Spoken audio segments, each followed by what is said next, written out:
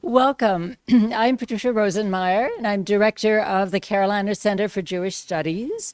I'm really delighted to see so many of you here. I think I have to thank Professor Jody Magnus for encouraging her class to come. And there is Heal Life credit in the back. If you forgot to do it on the way in, make sure you do it on the way out. I'm also really glad to see so many community members. I know you have choices. I think I heard something about a basketball game and various other events, so we're really delighted to see you here. I'm particularly delighted to introduce our speaker. You're in for a treat. Jordan Rosenblum is the Belzer Professor of Classical Judaism, the Max and Frida Weinstein Bascom Professor of Jewish Studies at the University of Wisconsin-Madison, and the current director, condolences, of the Motzi Weinstein Center for Jewish Studies. So I've been picking his brain a bit about best practices for directors of centers these days.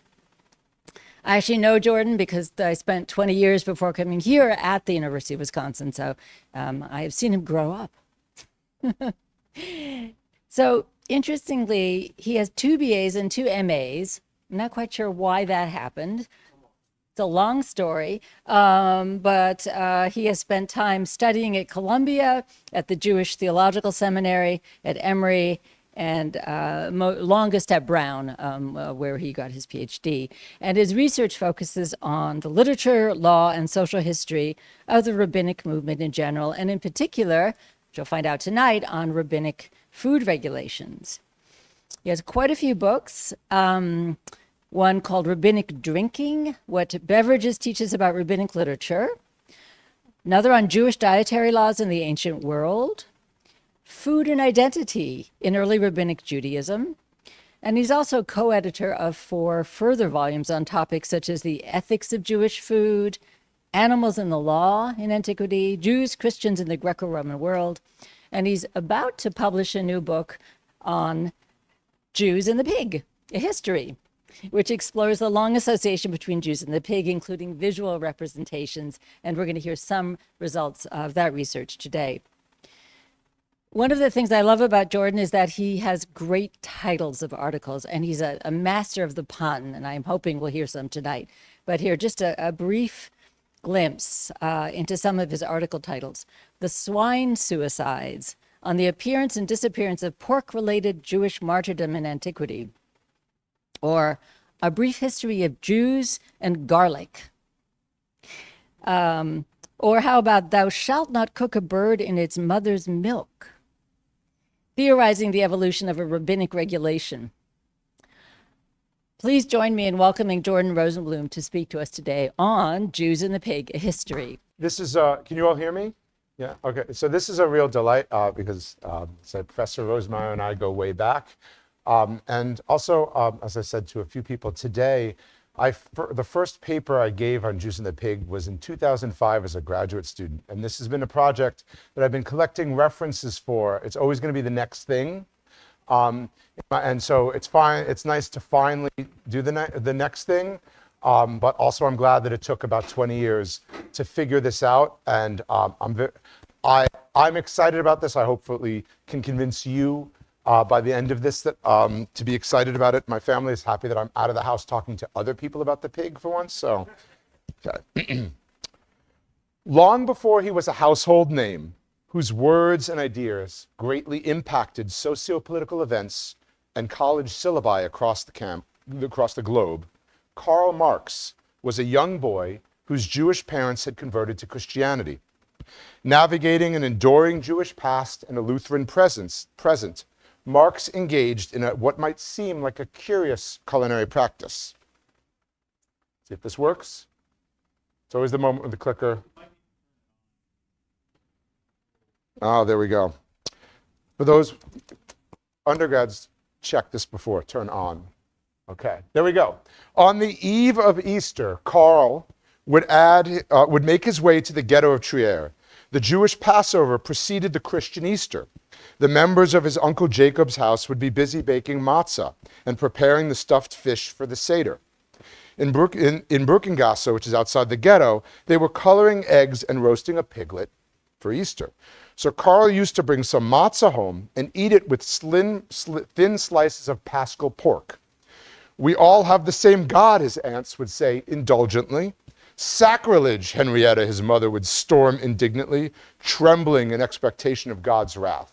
By the way, this comes from an article that talked about how his mother was a reluctant convert to Lutheranism, and this was one of the pieces of evidence for it. So, this matzah and pork sandwich, which I have taken to jokingly refer to as the Karl Marx special, is less a heresy between two pieces of ritual carbs than a complex expression of his Lutheran present and his Jewish past.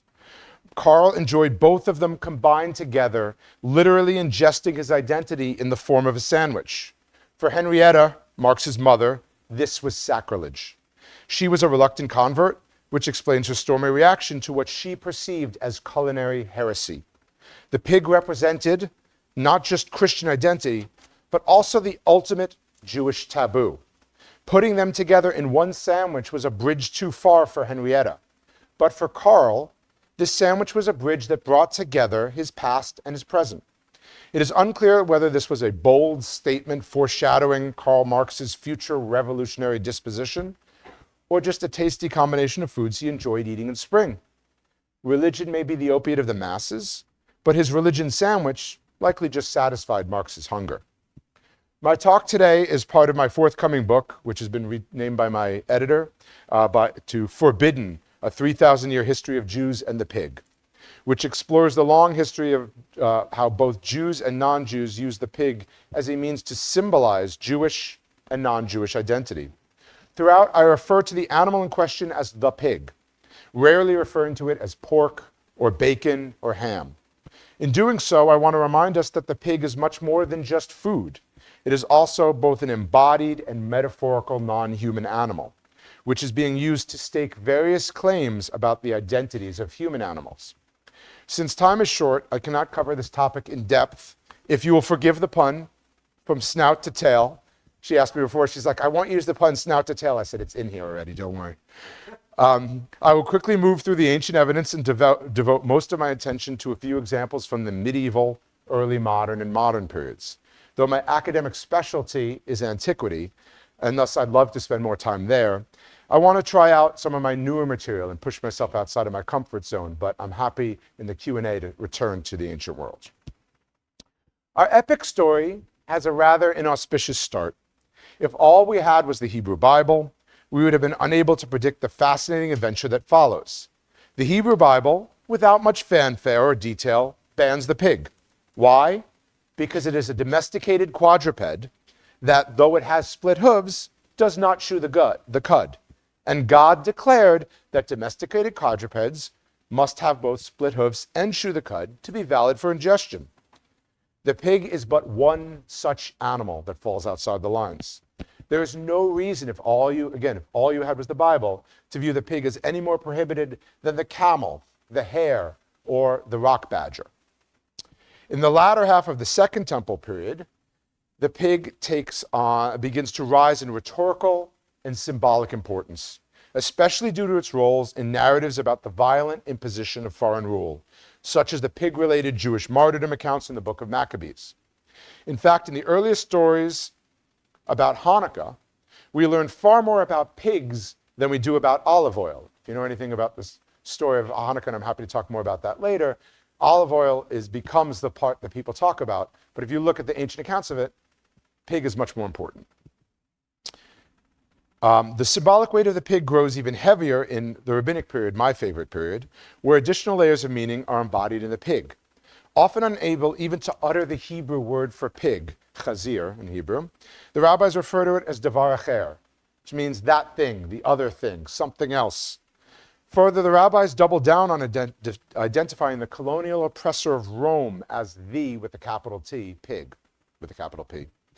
They, signifying Rome, embody the pig, and the pig embodies them, further marking pig as an especially important symbol in demarcating the rabbinic line between us and them. Jews were not the only ones to use the symbol.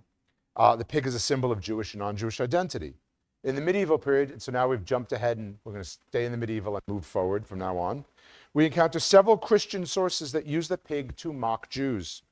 In these instances, the pig is weaponized against Jews in a manner akin to, in the words of archaeologist Max Price, pork terrorism. For example, in medieval Europe, there was a common legal practice known as the Jew's oath, which refers to an oath that Jews were required to take in order to establish proof in lawsuits with Christians. One particular part of the Jewish oath merits our attention. In a text that dates to around 1275, the following description of the Jewish oath ceremony appears. This is the Jew's oath, as they shall swear it, and everything that belongs to their oath. He shall stand on a sow's skin, and his right hand shall lie on a book up to the wrist, and that shall be the 5 books of Moses.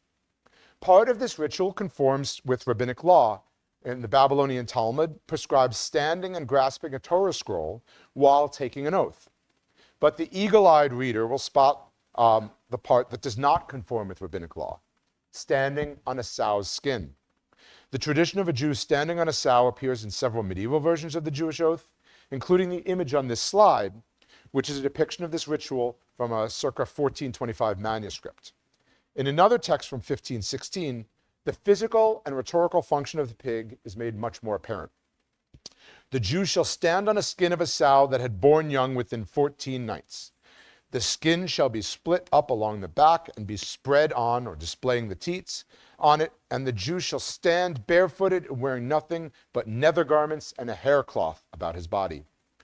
The role of the pig in this oath is clearly to degrade Jews.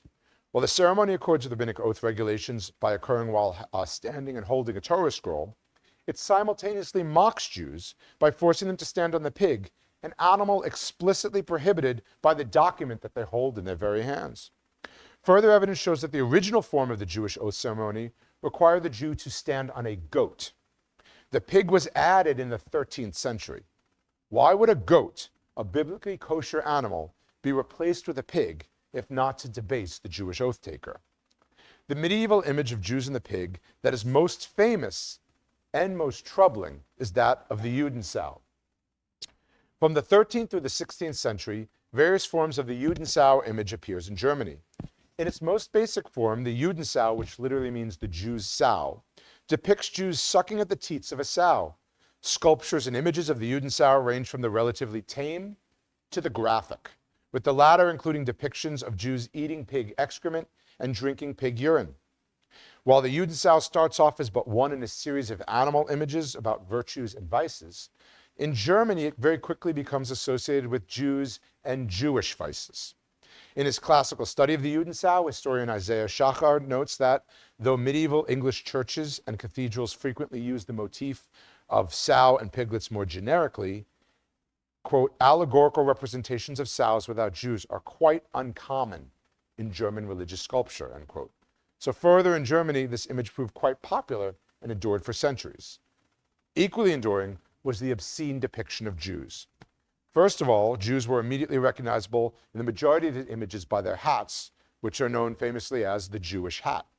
This is important to note because the obscenity of the image hinges on the legibility of the humans as Jews, right? It's only obscene if you know who they're making fun of, so you need to know that they're Jews. Second, as Schachar bluntly states, it is noticeable that in spite of local and period variations, all examples of the motif share clear common features of rudimentary obscenity. The sucking of the sow's teats is shown in all but 2, which show the occupation with the animal's hindquarters, and the eating and drinking of its excrement are shown in most. While the meanings attached to the Judensow changed considerably over the years, these obvious elements of oral and anal obscenity were always retained and indeed elaborated. This seems to suggest strongly that it was the extreme obscenity representation itself that was so popular for some 600 years. Obscene to begin with, the Judensow images become even more obscene as they move from satirizing the vice of greed in general to satirizing the Jew as the embodied pig of greed in particular. Since a picture is worth 1,000 words, let's look at a particularly graphic Judensow. In the center of this 15th century German woodcut is a large sow. Surrounding the sow are 7 young boys and 2 adults, clearly identified as Jews through various symbols, such as the Jewish hat worn by most of them. 4 young Jewish boys are beneath the sow, vigorously sucking on her teats. Another young Jew marked by his Jewish, both by his hat and the mock Hebrew letters. See if I can see the mock Hebrew letters. Not there. Sits atop the sow and facing backwards, lifts its tail and sucks the tail's tip. Beneath the lifted tail, a young Jewish boy points at the sow's rectum and sticks out his tongue, seemingly preparing to dine in the sow's feces. As historian John Ephron has noted, images like these led some Germans to claim that Jews were attracted to medicine because of their love for urine and excrement. It's common to drink urine at a certain point and to diagnose medical conditions. So they said, of course, Jews want to do medicine. Look how much they love urine. Another young Jewish boy snuggles the snout, which belies how Jews are supposed to feel about the pig. Two bearded adult Jews look on and hold scrolls whose words reinforce the obscenity of the image. Shachar summarizes the visceral profanity of this image. As it stands, the woodcut is a single big anti-Jewish joke centered on associating the Jews in an intimate and obscene manner with the animal they most abhor. The inscription makes the Jews' joke quite explicit. The caption reads, "This is why we do not eat roast pork, and thus we are lustful and our breath stinks." While one Jew, probably the religious teacher, pronounces the exhortation, we should not forget, swine's flesh we must not eat. To the other elderly man invites all the Jews to behold what came to pass between us and the sow. While most of the youngsters take part of suckling piglets, one calls the sow our mother, and another encourages his brother to suck the tail so as to uncover the rectum. The picture is indeed worth 1,000 words, and every one is obscene. As obscenity piles on top of obscenity, the Judensow devolves over time into what it was at its very core, a vulgar joke. Eventually, the joke is deemed too childish and immature for polite company, and it comes to be viewed as too scatological and lowbrow for church sculptures. They used to be all over churches, and then they realized, well, if it really is this dirty of a joke, maybe we shouldn't have it in church. But not before the danger, both physical and metaphorical, was already done. I cannot resist telling one quick story of its afterlife.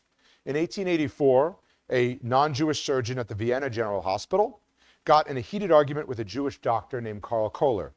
According to Kohler's friend and colleague, who you might have heard of, his name was Sigmund Freud, the surgeon called Kohler Sauyud, which means Jewish swine.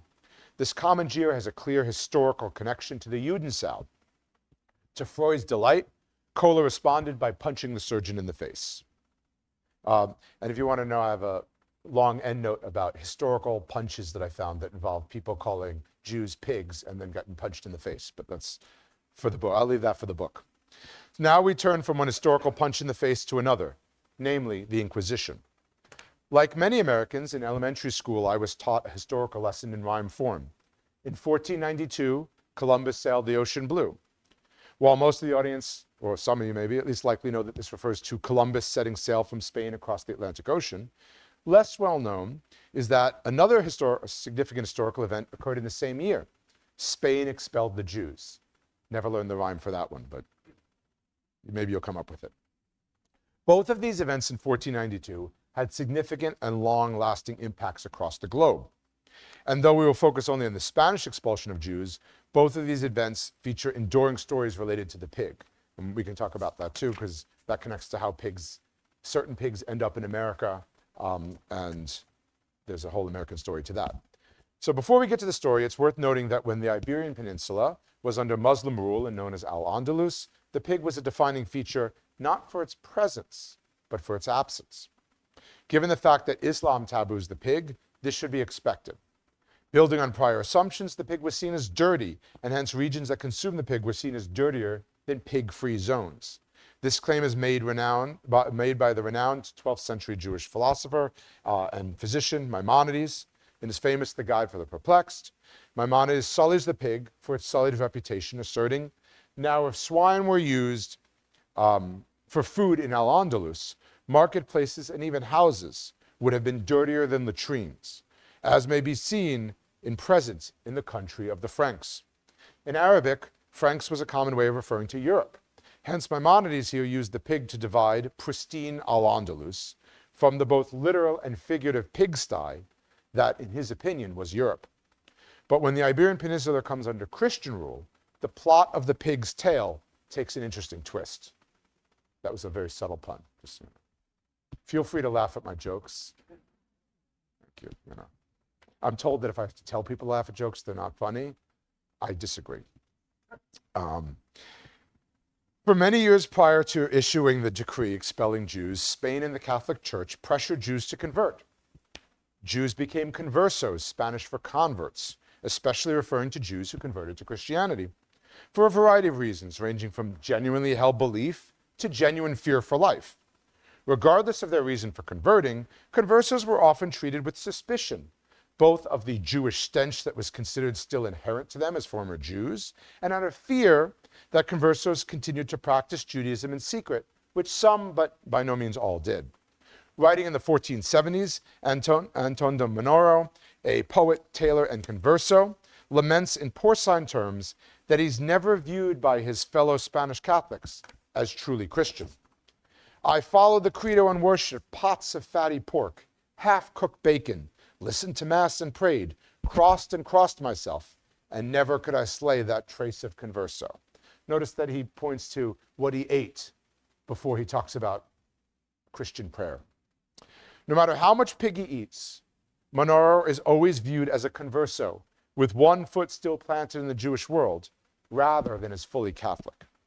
This suspicion of the converso is only exacerbated by the impact of the event that, according to Monty Python, nobody expected, the Spanish Inquisition. The Inquisition inquired into the sincerity of the conversos. Their methods ranged from the bureaucratic to the brutal. And anyone who's worked in university administration knows that sometimes the bureaucratic is brutal. Eventually, inquisitors succeeded in convincing the Spanish monarchy to expel all Jews who would not convert to Catholicism. And it is here where the pig enters our story. Thus far, I've referred to the Jewish converts to Christianity by their neutral term converso. It's relatively neutral. I mean, honestly, the neutral term would be Christians, right? You convert, you're Christian, but there was clearly a need to demarcate, it was seen. However, a popular term used to refer to Jewish convert was Marrano. Historian Cecil Roth famously summarizes the history of the term. The word Marrano is an old Spanish term dating back to the early Middle Ages and meaning swine. Applied to the recent converts in the first place, perhaps ironically, with reference to their aversion from the flesh of animal in question, it ultimately became a general term of execration, which spread during the 16th century to most of the languages of Western Europe. The word expresses succinctly and unmistakably all the depth of hatred and contempt which the ordinary Spaniard felt for the insincere neophyte by whom he was now surrounded.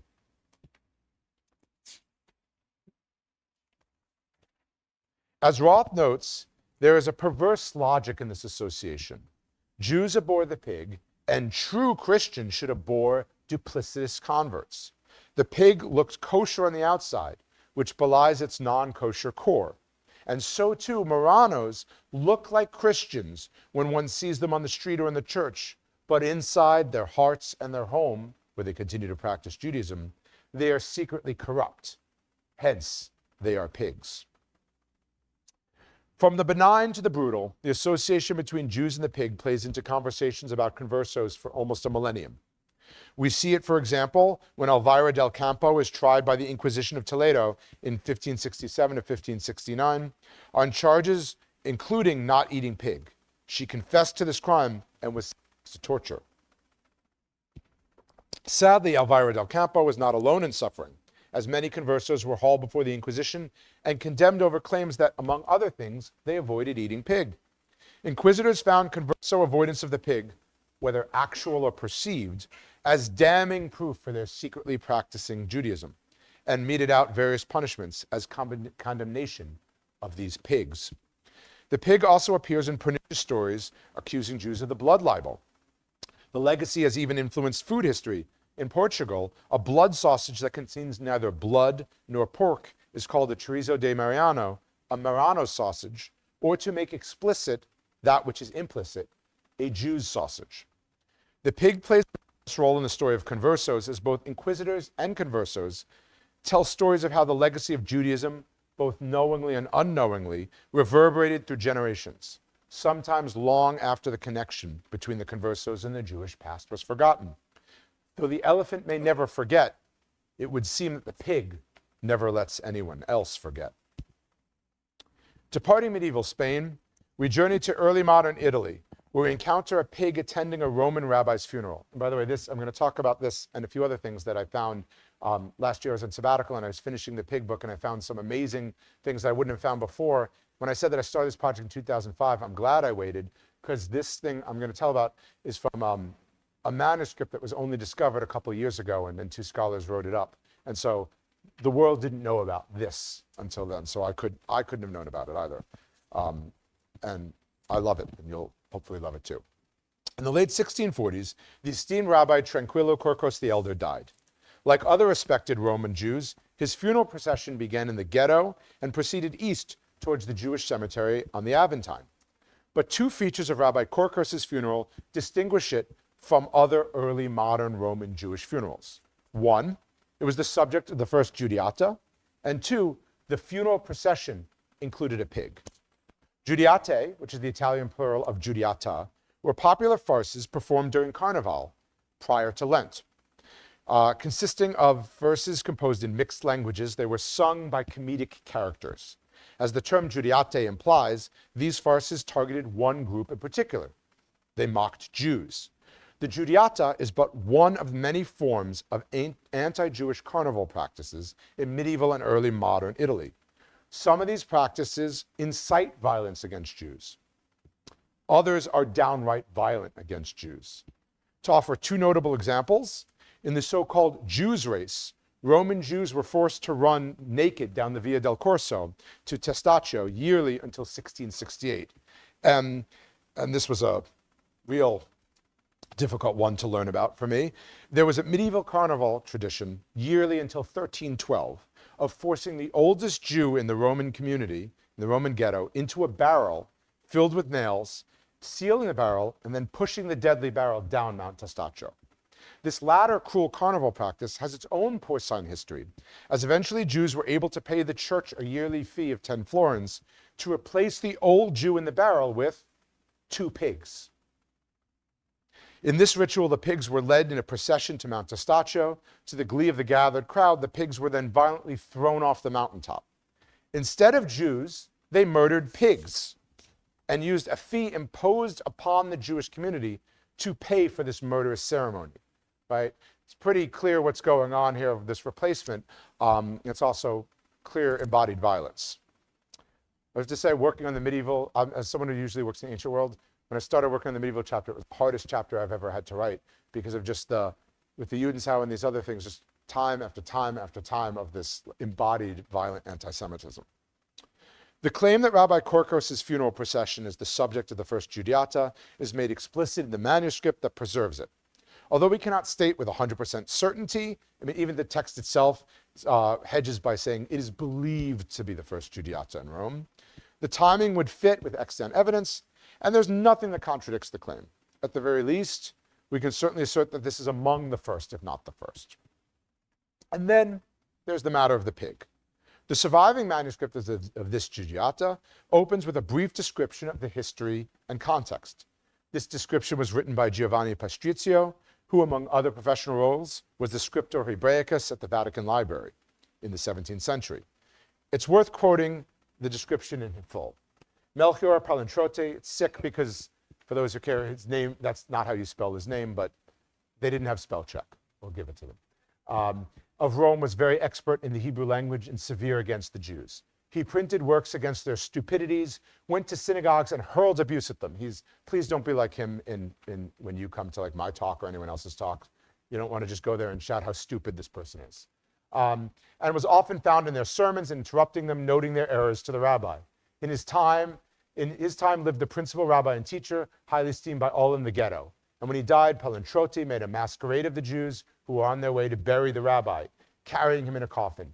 But in his own casket, he had put a live pig with the device so that he opened the box a little bit whenever he wanted to. And the pig, called a chazir by the Jews, this is true, the name in Hebrew is chazir, it would stick its head out.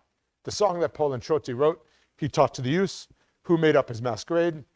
And here's the line: it is believed to be the first Judiata in Rome. It pretends to praise him, but it mocks him. As Patricio notes, Palintrote is not subtle. He makes vaguest pretense of pretending to praise Rabbi Korkos, which only further highlights the porcine mockery of the dishonored deceased.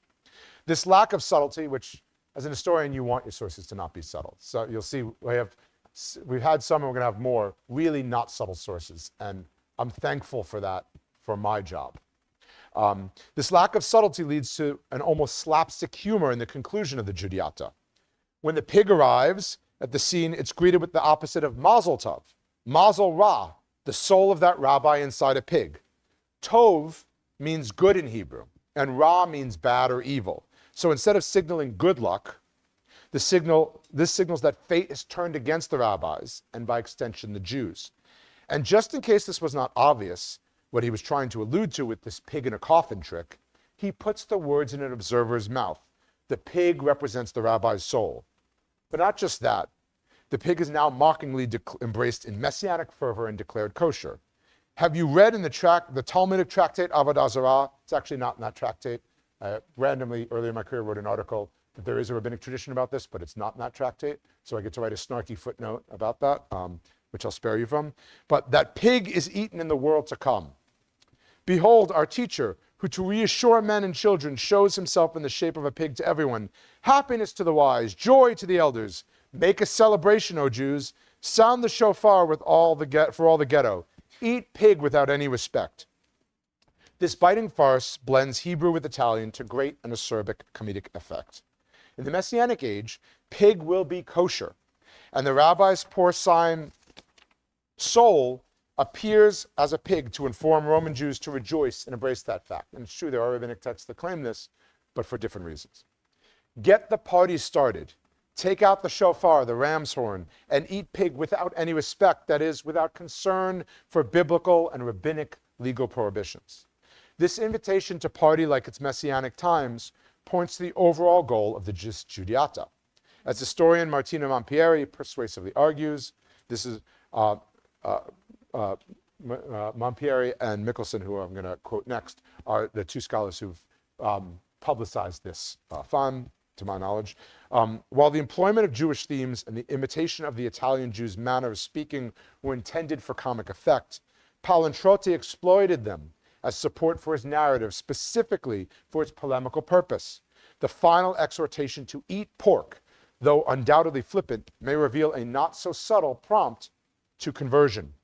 Once again, the pig is used to mock Jews who stubbornly refuse to accept the truth of Christianity. Further, the pig points towards real and potential violence against Jews. As historian Emily Mickelson notes, the pig in its box was carried directly along the thin line between speech and violence. And that line remains blurred or half erased, and sometimes eliminated entirely. Like the pig in its box, at any moment violence could rear its ugly head.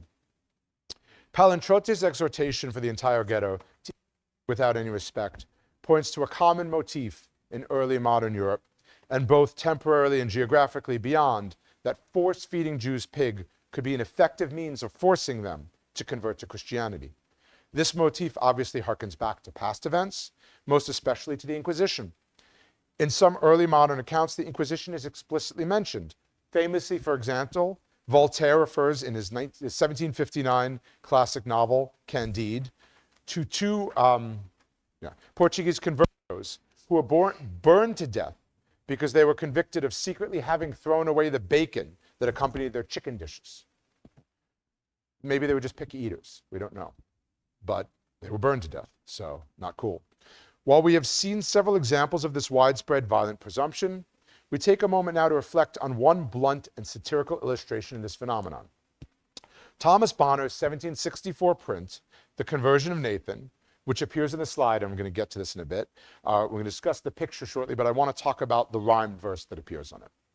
This is something I found in my office alone during last year, and I couldn't figure out who to text after I discovered this, because I was like, no one I know is going to be as excited about this as I am. And I settled on one friend, and he was suitably excited for me. Not excited, excited for me. So this is the passage. A wandering Levite visited fairs, a dealer in penknives and such sorts of wares. At a little hedge alehouse fell deep in dispute with a butcher of swine, a man of repute. After canvassing o'er the Mosaical laws, Old customs and so forth, they came to the cause. Why hog's flesh to Jews was such hard a treat, when Christians esteemed it most excellent meat. But Nathan, whose system put aside all his art, on bacon and pork was now somewhat too tart, swore Christians were fools and damned the whole nation, which soon filled the butcher with terrible passion. He brandished his cudgel, the Jew on his knees, frighted out of his senses could wrath fain appease. But on his condition the butcher relents, to instant turn Christian, poor Nathan consents. But what could be done ne'er a priest be got, when the butcher conceived a most excellent thought? A yard of pork sausage to carry the farce on should make him a Christian as well as a parson. That this was not legal, the Jew would have pleaded, but he saw the strong cudgel, so silent proceeded. All the folks were called in to behold the droll sight, sure there ne'er was a scene of such mirth and delight. The sanctified morsel, at length having eaten, he became a staunch Christian, and so saved his bacon. Of all the alehouses, in all the towns, in all the worlds, Nathan had to walk into this one. Nathan proceeds to get into a theological debate with a butcher of swine, and foolishly swore that all Christians were damn fools and damned them. Incensed, the butcher brandishes his cudgel, threatening Nathan, who falls to his knees. Nathan is then faced with a choice the Jews have been forced into for nearly 2 millennia. Eat the pig and convert to another belief, or refuse the pig and violently die as a Jew. Here the verse takes a turn for the comical or the tragic, depending on your perspective. There is no priest to be found, so no official conversion is possible at that moment. The butcher proceeds to be both cunning and cruel by conceiving a practical solution. Nathan shall be baptized a Christian by means of forcibly eating pig. Even Nathan, the Jew, knows that this is not legal. It would be a very Jewish stereotype to point out the legalistic problem there, right? So there's another little anti-Semitic jibe. But that does not matter. What matters is the farce of making a Jewish Christian of the pig. This is what we see in Bonner's illustration that accompanies the verse. The butcher's on the left, brandishing his cudgel. Nathan is down on a knee. His wares off to the side. Depicted in stereotypical manner as the grotesque bearded Jew, Nathan stuffs pork sausage into his mouth. To his right, from our perspective of Nathan, stands a young Christian boy who jeers at Nathan while he holds on to the end of a long string of sausage, links that Nathan is being forced to consume. The crowd drinks and laughs, whooping it up at the scene of such mirth and delight. The conclusion is jam-packed with content. Nathan's conversion is effected by means of the sanctified morsel, which is not the Eucharist, right, the body of Christ, but the pig.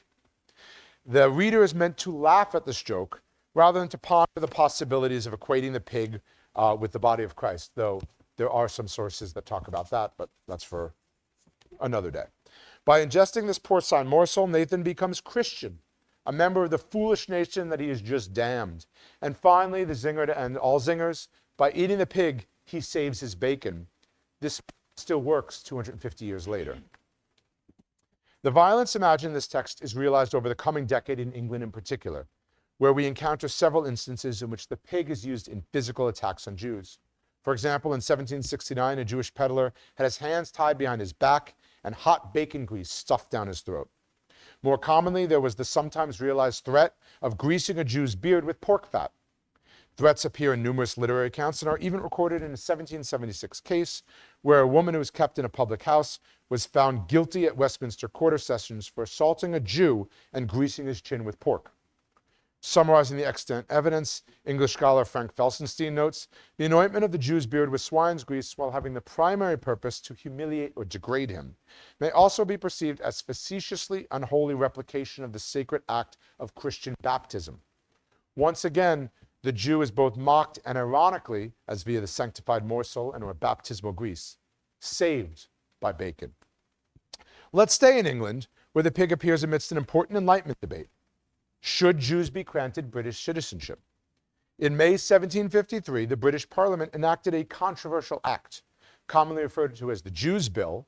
The act declared, quote, that persons professing the Jewish religion may, under application for that purpose, be naturalized by Parliament without receiving the sacrament of the Lord's Supper, end quote.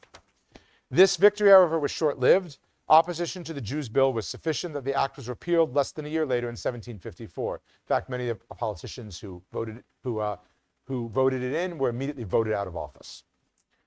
Once again, Jews, even if, as the Jewish Naturalization Act conceded, they were one of the, quote, many persons of considerable substance professing the Jewish religion, end quote, could not be naturalized as British citizens. Only Christians born or converted could be granted British citizenship. Unfortunately, the anti-Semitic forces of the day prevailed. In retracting the briefly granted right, England once again endorsed the racist logic of exclusion. Clearly articulating this logic, this was great. I wanted to show the clear racist intent behind this, and then a few pages later I found this wonderful quote. It's awful, but it's wonderful as a historian. Clearly articulating this logic, Jonas Hanway, a contemporary outspoken critic of the Jews' bill, bluntly asserted, quote, "The Jews, I conceive, are not entitled to naturalization for two plain reasons. The first is because they are Jewish.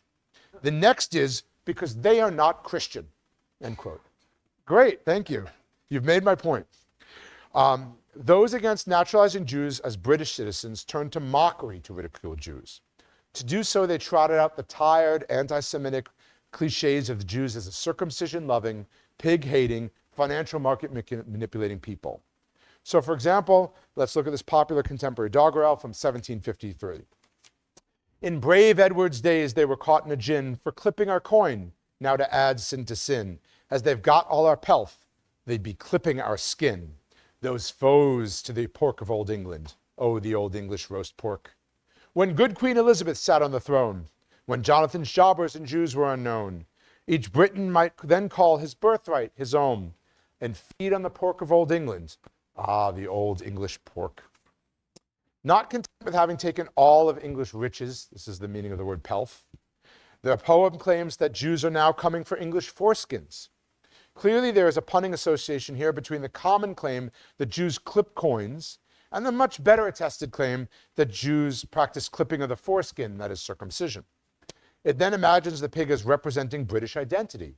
Jews are foes to the pork of old England.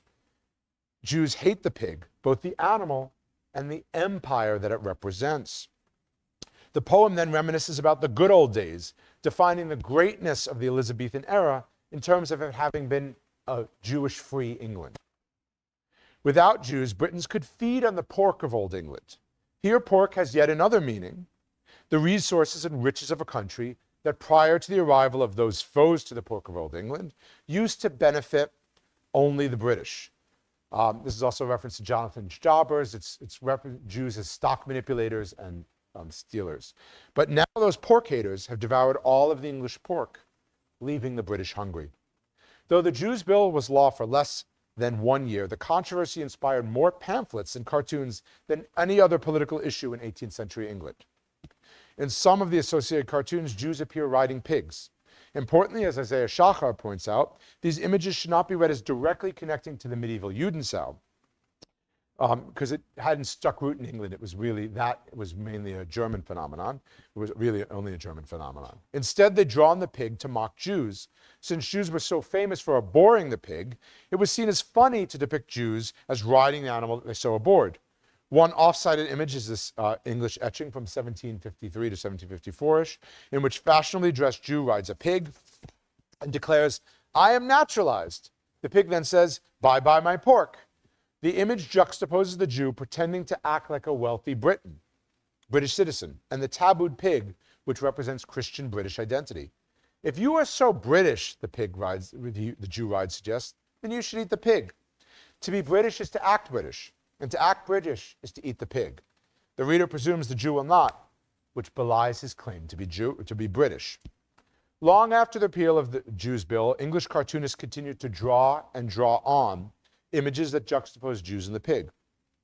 In these images, Jews, often depicted as the common stereotype of the peddler, interact with pigs in various ways, all with the intention of using the pig to mock Jews. The joke never seems to get old. Time and again, pigs mark Jews as foes to the pork of old England. Given limits of time, I'm going to skip ahead chronologically. I'm going to cross the pond to the United States. And there's an embarrassment of riches in terms of available data. As an ancient scholar of the ancient world, I just need to say this, modern scholars, you've got it made. There's tons of evidence, tons of sources. And so there's a lot I could talk about. I'm only going to talk about a few. So I'm going to focus on two pig-related topics. First, Jewish interactions with the pig in the United States military. And second, pig and autobiographies of American Jews born Orthodox, but who decide to leave their communities. Grab a sip of water so I'm ready for this next part. Jews have fought on behalf of the United States in every major war in the country's history, from the American Revolution through Operation Enduring Freedom and Operation Iraqi Freedom. Both in times of war and during peace, the American Jewish soldier is confronted with a common dilemma: to eat the pig or to refrain.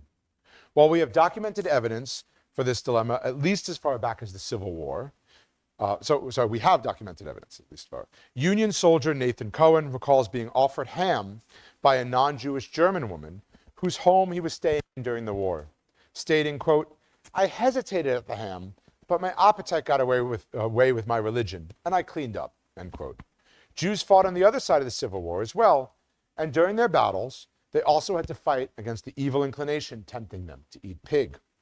Painting a picture of one such wartime porcine encounter, scholar of American Judaism Shari Rabin writes, during the Civil War, Confederate soldier Edwin Kersheet depleted the food supply that his sweetheart had given him and was left with the army rations of bacon and crackers. Writing to her, perhaps on the same table where he ate, he confessed, "I enjoyed the latter, but have not made my mind to partake of the former." Kersheet lost his battle against bacon and definitely the war against the Union. During World War I, the Jewish Welfare Board argued that in order to strengthen morale, men should not be furnished with foods which is abhorrent on conscientious or religious grounds. Though they acknowledged that in the actual line of battle, Jewish law declared for many hundreds of years that religious law may be set aside in defense of one's country. And in the book, actually, there is a long history of Jews fighting in European countries and having to interact with that and those legal rulings that allowed for this leniency. At a time in the country's military history, however, dietary and other religious accommodations were handled on a case-by-case basis. Writing about one such individual exception, historian Ronit Stahl noted that one sensitive officer notified Chaplain Louis Eggleston, who's Jewish, that he would order the substitution of other food for me on the occasions when pork or ham was served. This he did voluntarily, without the slightest intimation on my part. This sensitive officer, exception not the rule, as the Jewish Welfare Board was not successful in their lobbying for Jewish food for Jewish American soldiers fighting in World War I. Writing about Jewish soldiers during World War II, historian Deborah Dash Moore states, quote, "Getting over the pig was the first hurdle that Jews confronted in their transformation into military men," quote. The role of the pig in embodying the transformation of American Jews to GI Jews was carefully asserted in a popular contemporary basketball cheer. "Ikey, Mikey, Jakey, Sam, we're the boys that eat no ham. We're all in the army now, so we're eating ham for Uncle Sam." There are multiple references and other things. Philip Roth writes about this. I found references to someone who went to a summer camp in the 80s in Wisconsin who reported this chant happening. So this is a surprisingly well-attested chant with different variations. One such GI Jew was Artie Gorenstein, who in 1944 entered the Army after completing his first year at the Teachers Institute at Yeshiva College. He wrote home to his parents that on the first day of basic training, he had to decide whether he was going to be like Ikey, Mikey, Jakey, and Sam. Staring at his plate, which among other things featured ham and eggs, he first ate everything but the pig. After briefly hesitating, he realized that he had 5 long hours until his next meal. Thus, he decided to eat the pig, which was horrible, quote unquote, but with the help of coffee, I swallowed it much as one would an aspirin. In doing so, he joined the band of brothers, GI Jews who ate ham for Uncle Sam. Of course, not all Jews ate pig. For example, Chaplain Aryeh Lev would often forgo the meal when pig were included in the rations. One of his colleagues, Lutheran chaplain Herman Hewer, recorded more than once in his personal diary in 1945, quote, "Poor Lev is taking a beating at meals," unquote. What we see here is how GI Jews interacted with the pig in various ways. Some ate the pig without a moment's worry. Others decided to compromise and consume pork, and others refused. The pig thus becomes part of a larger question of how much to assimilate into America. Fighting for God and country can be complicated, especially when you believe your God and your country to be asking different things of you. Our second and final example focuses on pig in an interesting subset of modern porcine literature, namely the role that the pig plays in Jewish memoirs. In particular, I'm going to focus on a subgenre, which is autobiographies of Jews born off Orthodox, especially ultra-Orthodox, who make the often painful choice to break from their religious, cultural, and social worlds of their upbringing and to venture out into secular society.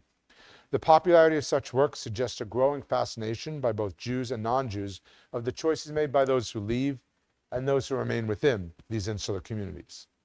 Colloquially, the process of leaving the Orthodox world is referred to as going off the derech, or OTD.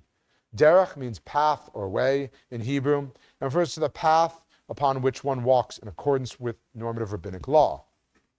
Those who go OTD have decided with full knowledge and intention to take the path not taken, and as Robert Frost famously tells us, that made all the difference. An example that is simultaneously typical and atypical of the genre of OTD memoirs is Abi Chava Stein's Becoming Eve, My Journey from Ultra-Orthodox Rabbi to Transgender Woman. Assigned male at birth, Abi grew up in an ultra-Orthodox Hasidic family. She struggled to conform to rigid gender binaries in her community to the point of studying for ordination in the exclusively male rabbinate, marrying a Hasidic woman, and conceiving a child.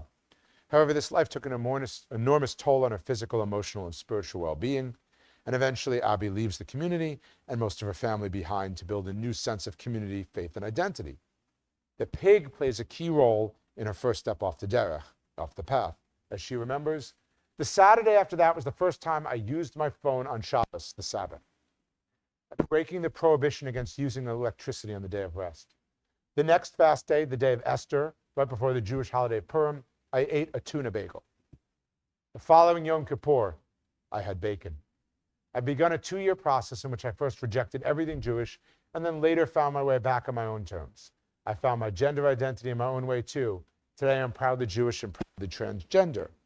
While Abi's tale is atypical in its focus on transgender identity, she conforms to the OTD memoir genre in using ingestion of the pig to signal her departing from the path. Notice that she first breaks the Sabbath rules against using electricity, then eats on a fast day. However, she eats a kosher meal, right? She's breaking the rules by eating, but she's only going so far.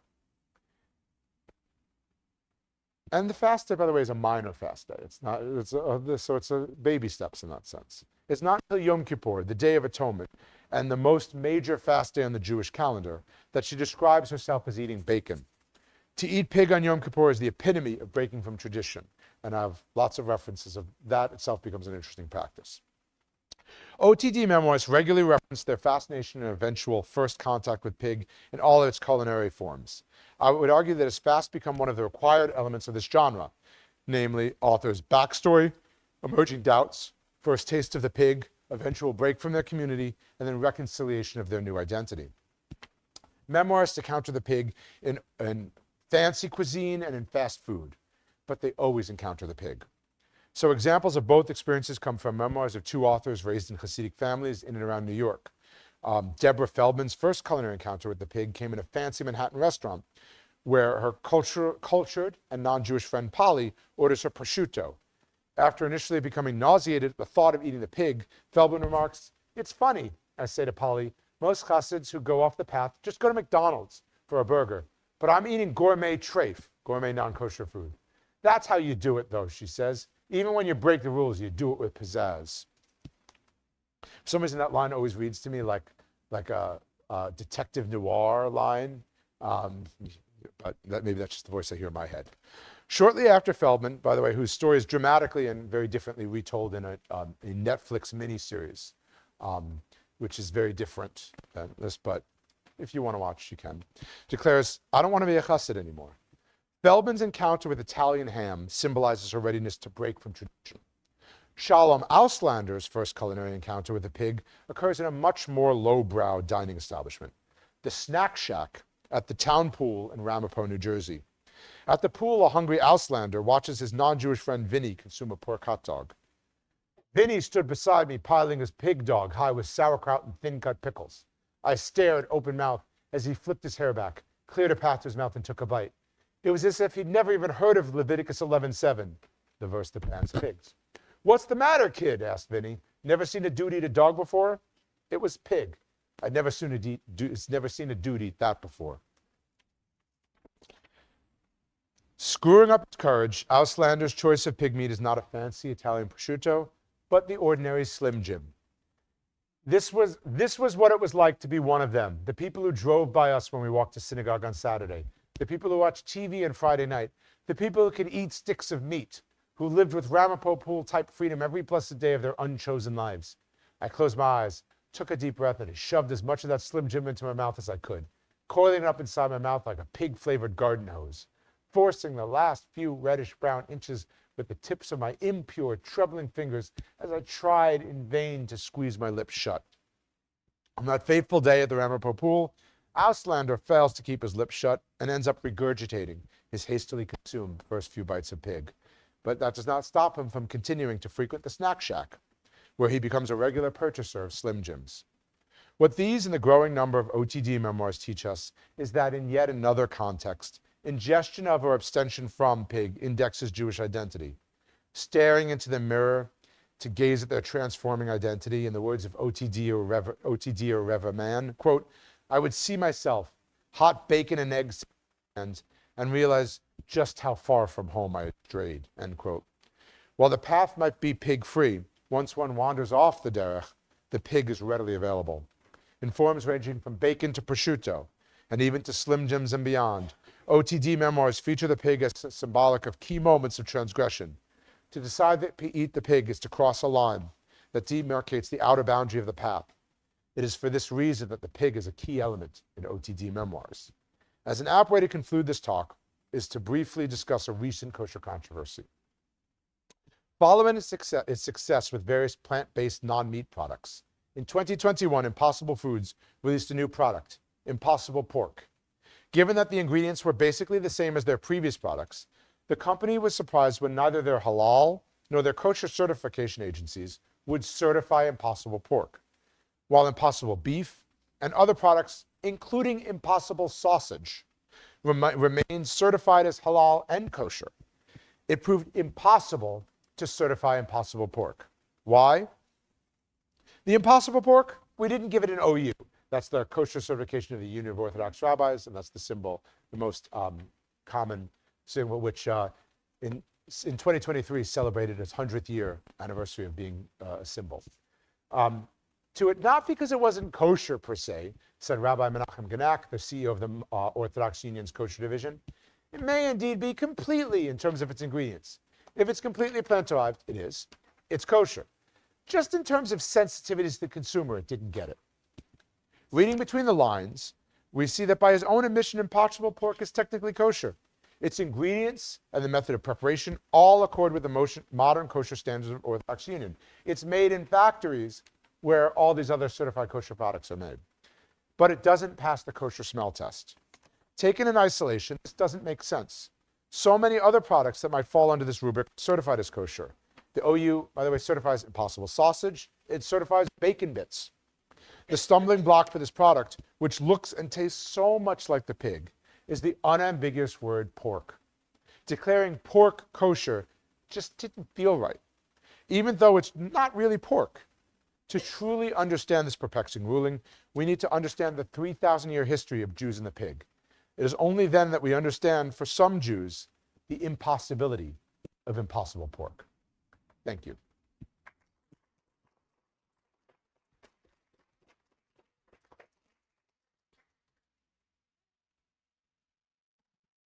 Thank you so much. That was fantastic.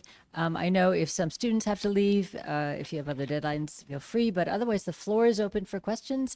I just ask that you use the microphone so we can hear you.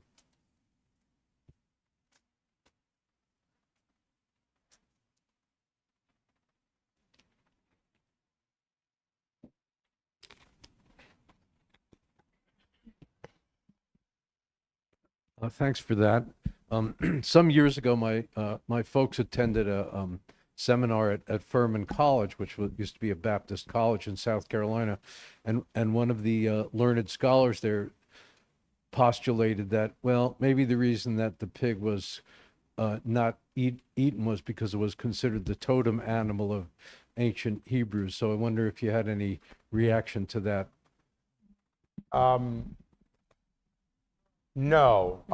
So when I say that, this is where I have to, no, so there've been a lot of scholarship on why does Leviticus and Deuteronomy, why does God ban it? And I have persuaded myself to believe my own scholarship on this, which I argue very strongly that we don't know. The text says, God says don't eat it. That's it.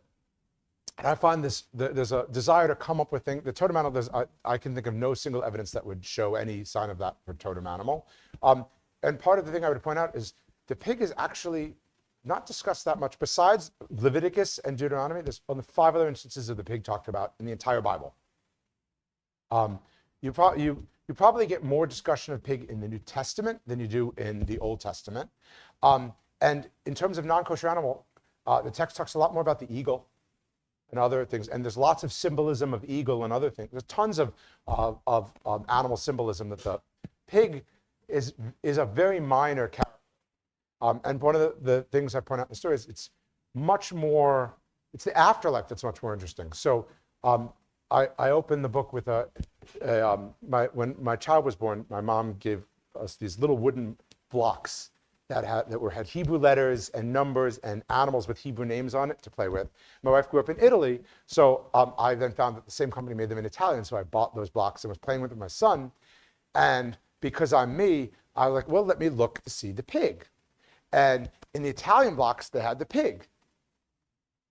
The Hebrew blocks, no pig in any of them. So I start lining them to figure out what they were. And it's the same company, same graphics.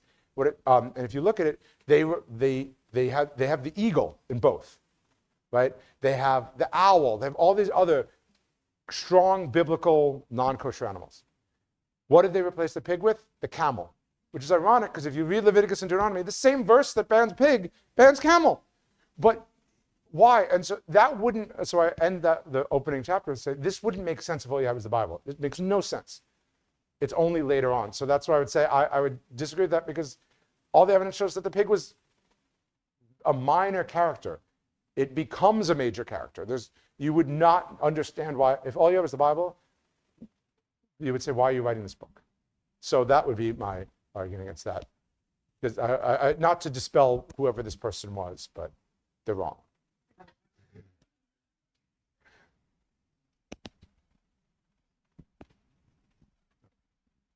So just to follow up on that, growing up, the eating pig, of course, was forbidden in the family. But one of the justification was a health concern. And that, I just want to talk, I don't understand that, but we rationalize that in a way to make ourselves feel less religious, I guess. So I was joking because we were talking about how that always comes up, the question about trichinosis. So the Bible says, God says so. Doesn't say why. Be a holy people unto God. Don't eat an abomination. Why does that make you holy? Why is that an abomination? No clue.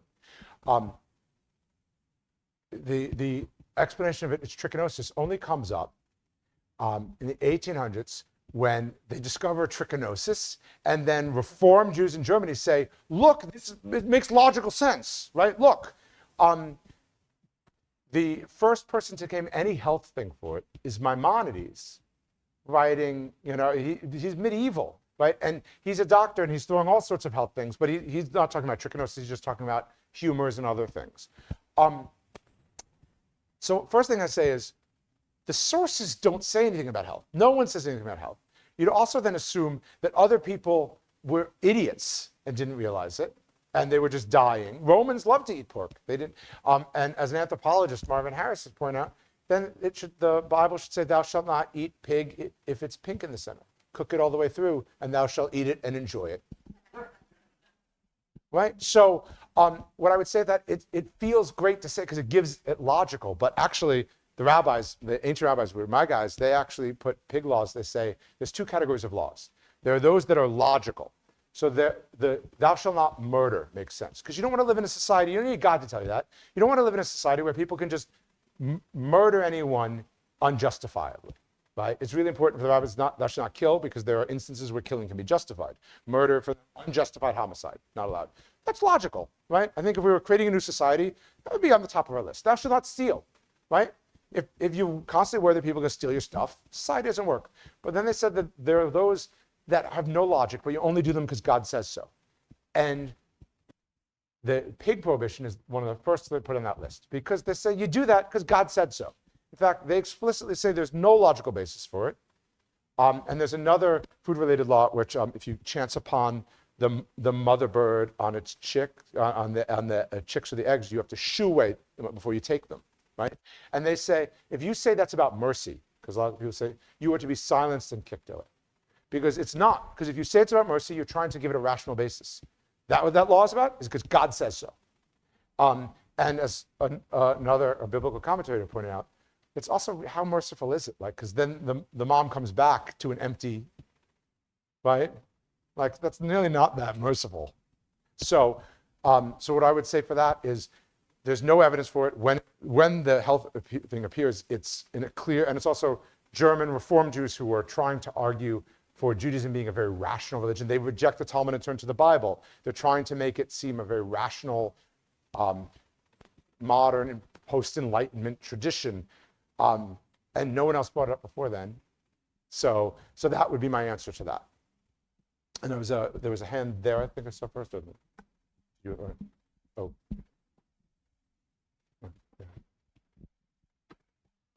Hello, thank you for a great talk.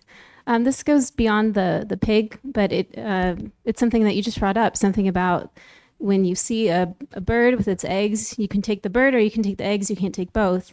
And one question I've had for a while is, why do Jews then eat birds with eggs?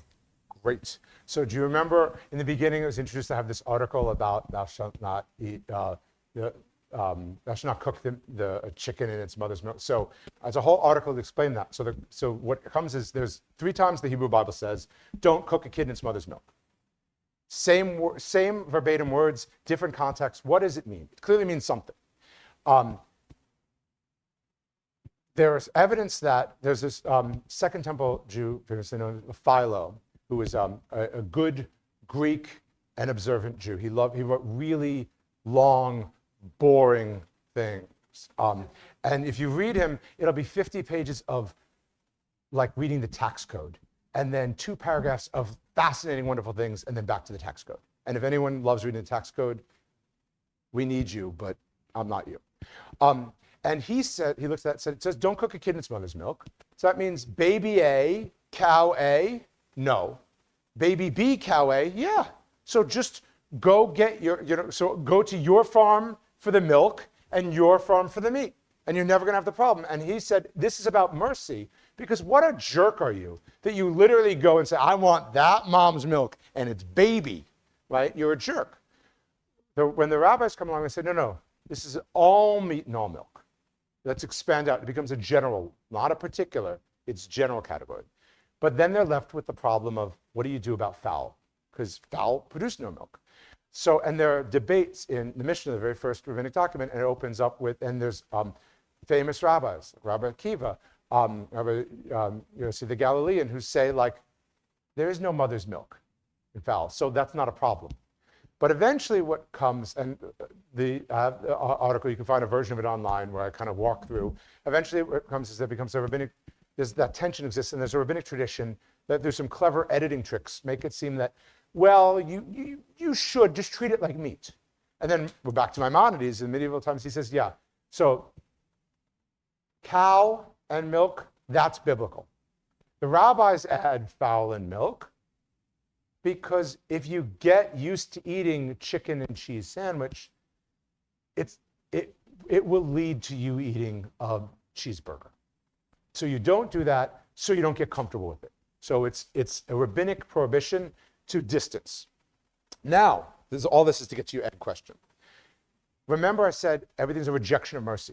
You do this not because it's logical, because God says so. So it's only, why is that compassion and this not? if you're thinking logic. But since it's not about mercy, it's just are you following the law or not, right? Because God said so. An egg is not equal to milk. An egg is just an egg. So you can put an egg on a hamburger. You can put an egg on a piece of chicken, because it's not about mercy. And so the tension that you get there is, it seems wrong if you're thinking in a sort of post-enlightenment, logical, merciful way, but the rabbi rejected that thinking. Does that make sense?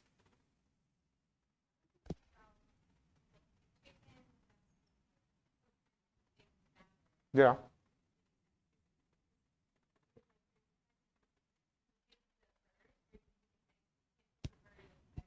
Yes. Well, you couldn't take them at the same time. You could, you could go take that, you could take the eggs and the next day go get the mother. Just can't do them on the same day. Which again is why it's not really merciful. Like, it's like, I'll come back for you tomorrow. Yeah, but again, this is a fundamental, so the Bible says that. I think the biblical text, although it doesn't say it, I think it's clear that the biblical text imagines some form of mercy for that. It doesn't say it, but the rabbis reject that, partially because they're trying to say this is about blind, and for them this is about faith. You do this because then there's no logic to it. And they say, obviously, there are things that are logical, murder, theft, but this was not logical. And so what you're seeing with that is, for them, the logic is God said so. God said nothing about eggs. So that's why. So it only doesn't make sense because we're approaching it from a very modern view on it. And we're importing that this must be about mercy. But if you take that out of your logic and say, there's nothing to do with mercy, then it's not weird anymore. The weirdness that you're seeing, the thing that makes you uncomfortable, is because you're putting mercy in your equation. If you take that out, which they explicitly did. Now, again, I want to make it clear, I am not advocating for not being merciful towards animals. I'm just saying that these texts rejected that as an argument. And then I was going to say, Tricia, there's a hand there later too. But yeah, you. I'm going back a little bit to the medieval time, but also to very modern, to nowadays questions, the discussions. So the Shem HaMephoras you showed from Wittenberg, from the place where Luther taught, and has an interesting story, because it was, this plaque was removed and the name was put on top, sort of to honor Luther's anti-Semitism.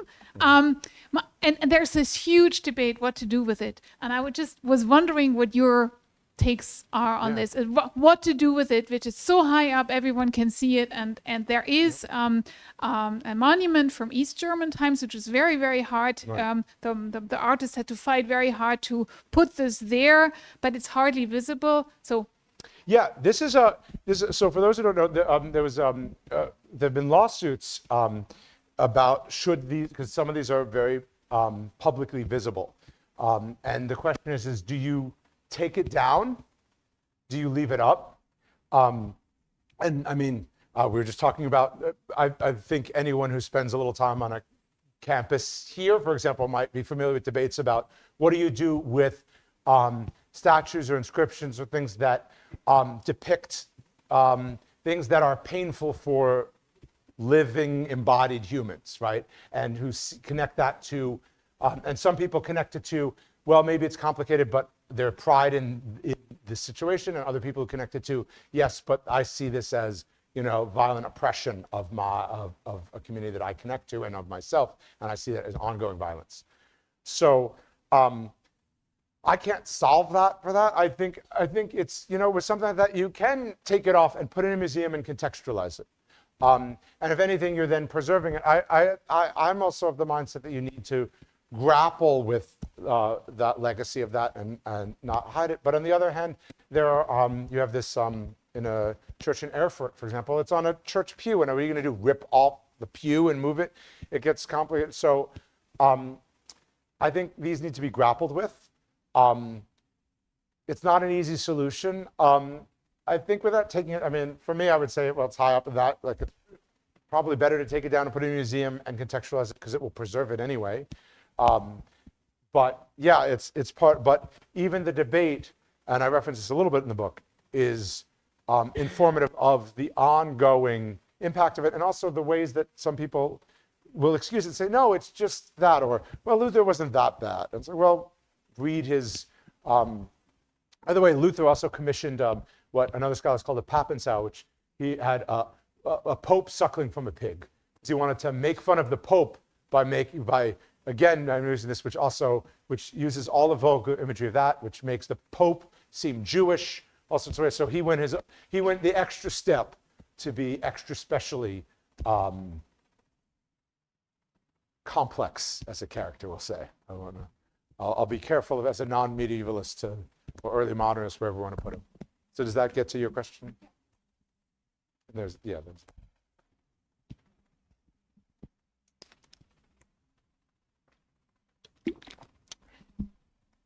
Thank you so much for your talk. So I find it interesting that in certain pre-modern sources, a pig could embody Jewishness while simultaneously serving as a pseudo means of conversion to Christianity. So do any sources acknowledge this strange cognitive dissonance? How can both of these things be true at the same time? I mean, there seems to be a distinction between being the pig, which makes one Jewish, and then eating the pig, Right. which makes one Christian. So it seems like it's simultaneously Jewish and anti-Jewish. Do you have any thoughts about that? A lot of sources, that's a good question. A lot of sources, medieval and early modern and modern, play with that. And the ways that like there's from I think like 1800s Burgundy, there was a song this song that went something to the effect of the more pig you eat, the better Catholic you become. And the idea of, if you don't eat a pig, then you're Jewish.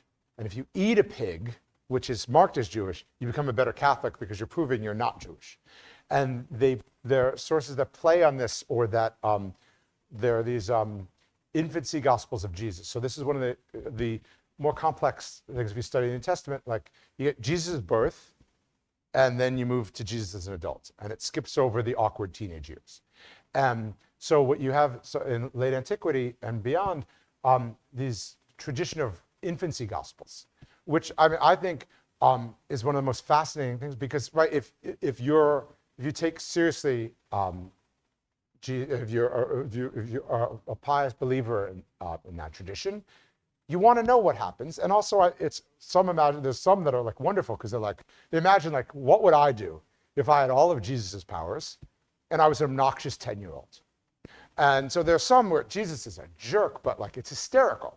And today, some people will see that as heretical, and I'm like, well, that's actually like really quite pious. They're trying to think through what would it be like, and they're trying to fill in gaps and understand.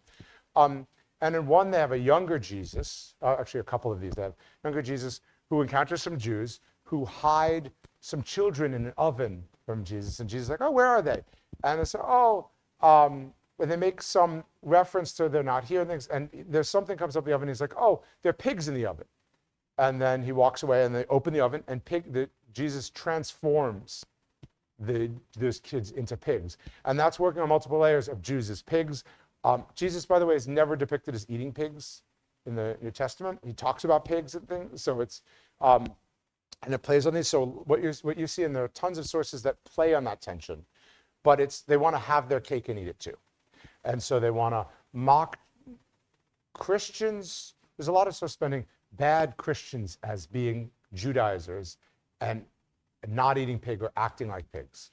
And they want to, a lot of these sources would not do very well if they handed their essays into a professor today, because the logic is bad.